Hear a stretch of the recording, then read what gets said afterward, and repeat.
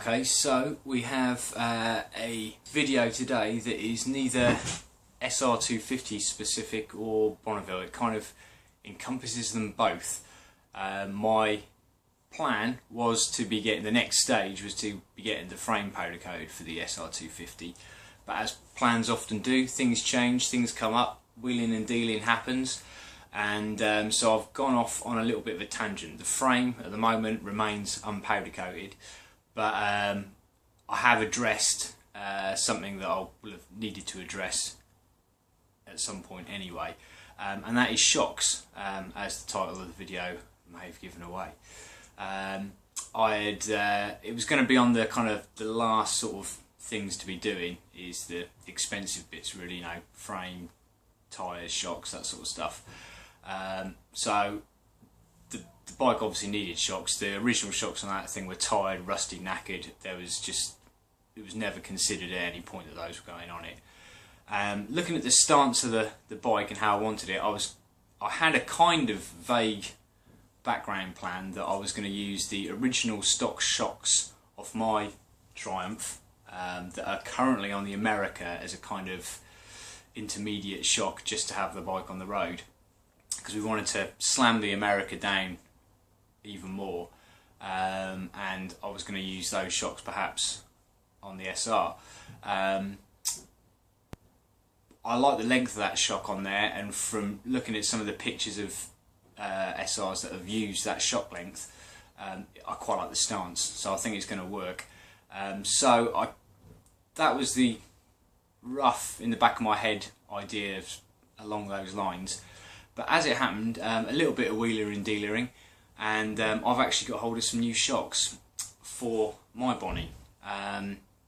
They are 10mm longer than the stock, or indeed the Haygons that I had on there. So the ride height goes up a tiny weeny bit, but not an awful lot. You basically add three, I think I'm right in saying this, there's three shock lengths for the Bonnie, the basic Bonnie or your SC version. The mag wheel version was 330mm. I think the T100s run at 340, and I believe the Scramblers and the Thruxtons run at 360. Maybe wrong, maybe not, I don't know, something like that anyway, along those lines. So I've gone for like T100 shock length, if you were like, on here, and I got a really good deal with a bit of wheeler and dealering on some YSS shocks, which are 340mm, and they're really nice looking shocks. I kind of like the look of them anyway. Not that I really needed to upgrade the Haygons, but as these are a little bit longer, the Haygons are the length I want on the SR. The Haygons are a good shock, you know, I'm putting time and effort into the SR, so no point in whacking on a pair of cheapo 40 quid shocks, you know. I'd like to give it a bit of TLC. So yeah, basically, through a bit of a mix of a maze of things, I'm going to be changing shocks on the Bonnie to the YSS. The Haygons are coming off the Bonnie and are going to be going on the SR250. So this video is a bit of a halfway. It's a bit SR, it's a bit Bonnie loving. So there we go. But that is the reason also why the frame's not been powder coated. They certainly didn't cost me as much as it would cost a frame getting powder coated, but they did cost me some money, and therefore I haven't got enough to get the frame powder coated as well. Anyway, that's enough talking bollocks. Let's have a look at the shiny new shock, shall we?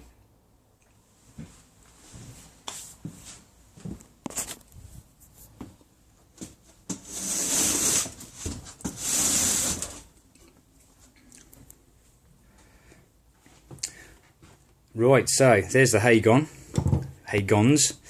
and they're off the bike now, obviously, and they'll be going on the SR, so they're going to be going into the SR pile.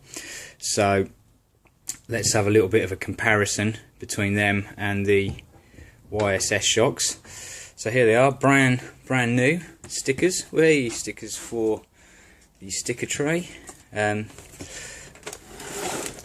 And let's have an unboxing.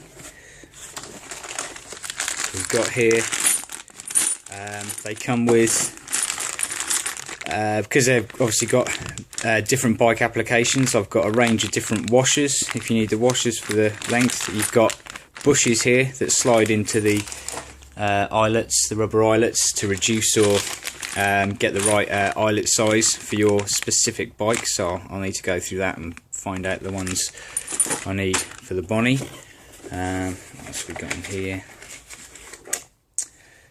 Tag. Let's get the actual shock out.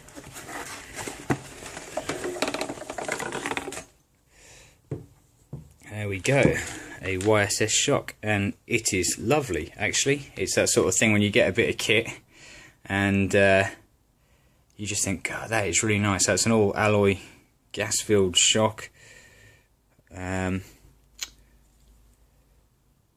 Yeah, just a very nice bit of kit. It's the Eco Shock, so you haven't got a massive range of adjustment on it.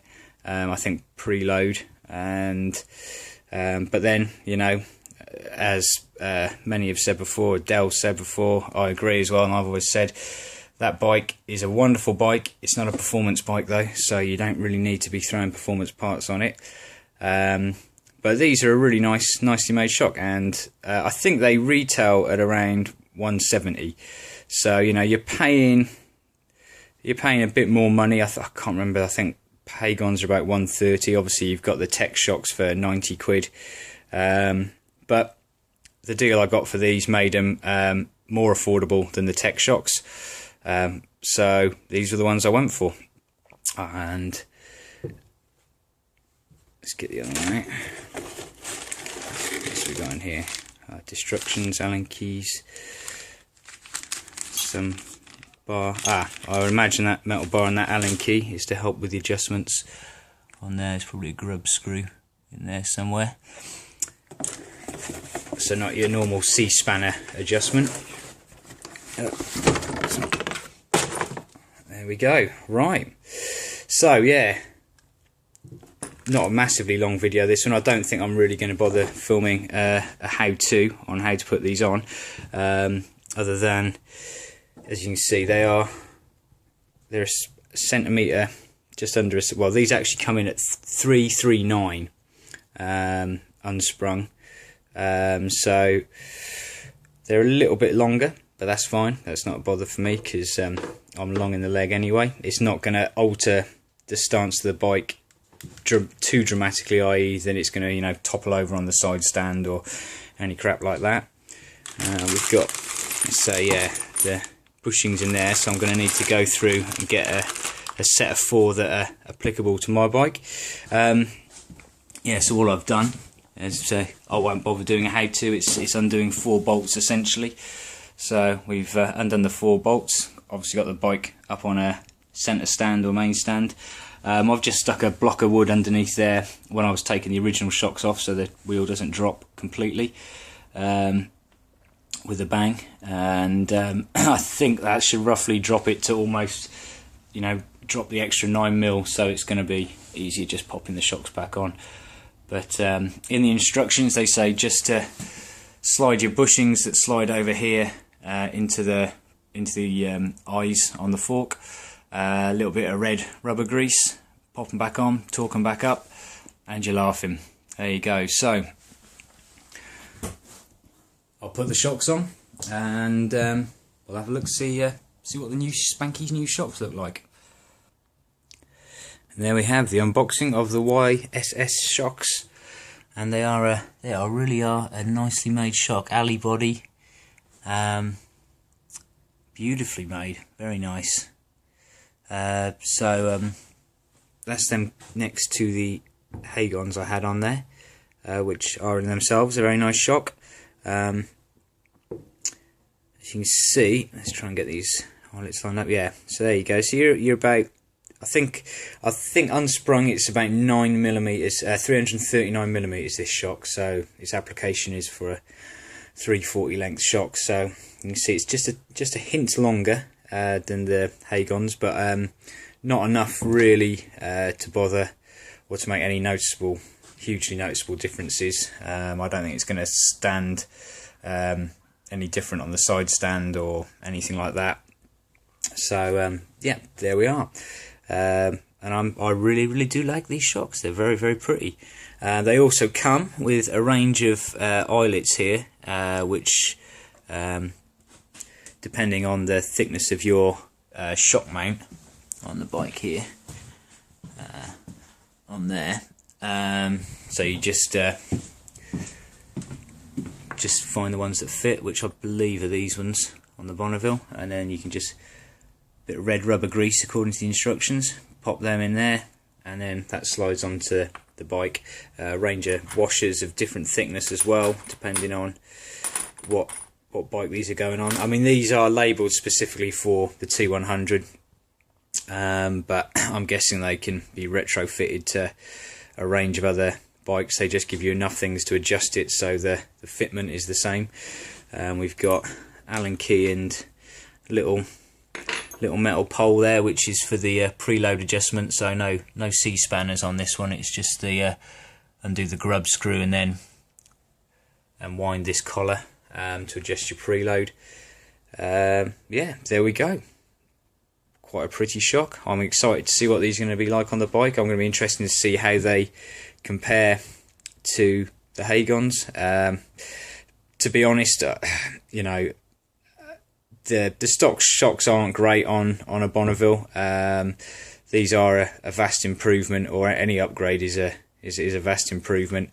But as you know, many have said before, it's not exactly a performance machine, is it? You know, so as long as it's, I think as long as it's good quality, improves the ride, and looks cool, then that's all it is. I'm not fussed about. I mean, you can pay for Triumph applications, you know, Öhlins. I mean, even white. These are the Eco shocks, so there is the minimum amount of adjustment you can get. Fully adjustable with the reservoir shocks, the whole bang, and you know you can spend £400, £500, £600 on shocks. But the deal I got with these, I won't be too rude and too specifics, but they actually came in through the wheeling and dealing at a better price than, say, the Tech shocks, which to my knowledge are probably the best, lowest priced shocks you can get out on the market. You know, at 89 quid. They're just, I've never ridden with them, but everyone I know that's got them raves about them. So you know, they're great. But these actually came in, these retail at about 170 odd quid normally, but I got these for less than I would pay for Tech shocks. So there you go. I think these were about 130 quid or something. Still a lot of money to spend, but hell, they've lasted me through a great many miles and many more miles to go, but they're going to be on the SR250. So anyway, I'll shut up now, enough waffling, and get them mounted on the bike. So I won't really bother doing a how-to. As you can see, it's just a case of whacking the bike up on a stand of some sort to have the rear wheel elevated. I've removed both shocks, just stuck a lump of wood underneath there to get it into roughly the right distance between the swing arm mount and the frame mount, just so it's easier-ish and I'm not up and down with the wheel too badly. Sorry mate, do you want to come in? Coming in? Can't have a nose round. And where was I? Yeah, so it's literally a case of unbolting. They recommend a bit of red rubber grease on reinstallation. Put a bit on there. I can't remember if the shocks came with this Loctite. I'll put a bit of non-permanent Loctite on there anyway and torque them up. But yeah, 4 bolts basically in it. And then we'll have a little look, see how the bike looks with them on, with its new shocks. Hey, right, let's rock and roll. Yeah. So I'm not sure if it's my imagination or whether or not I'm just used to looking at the Hagons or whatever, but I'm quite liking the stance. You know, as I say, only a 10mm difference in the ride height, so that's jacked it up a tiny bit, but it looks quite nice, and it looks a little bit more stockier and a bit more aggressive overall. Could just be me, usually is, the voices in my head. I've also dropped the headlight down again a little bit more, just because I wanted the top of the headlight kind of running with the top of the tank there. But anyway, onto the shock. Yeah, there we go. I'm really happy with it. It looks nice. It's a beefier shock than the Hagon visually. I've also, as you see, added colour. Brushed alloy, that's as nearest to colour as I get on this bike, which I don't think's completely out of keeping with the little other bits that are on there. But that old chain guard, the anodising's faded on that, isn't it? Dear me. But there we go. I'm really happy with it. I can't do a ride report and review on them today. I literally haven't got time today, so hopefully in the next day or two I'll be able to see what they're like and report back. But new shocks on the Bonnie, which means new shocks for the SR250. That's another one off the to-do list of things to get. And then, come on, get that frame powder coated so we can start reassembling the bugger. But there we go. I hope you've enjoyed this little video. It's been nice for me because obviously it's little toys for me to play with. So there we go. But until next time, thank you for watching, and yeah, I'll catch you again soon. Take care.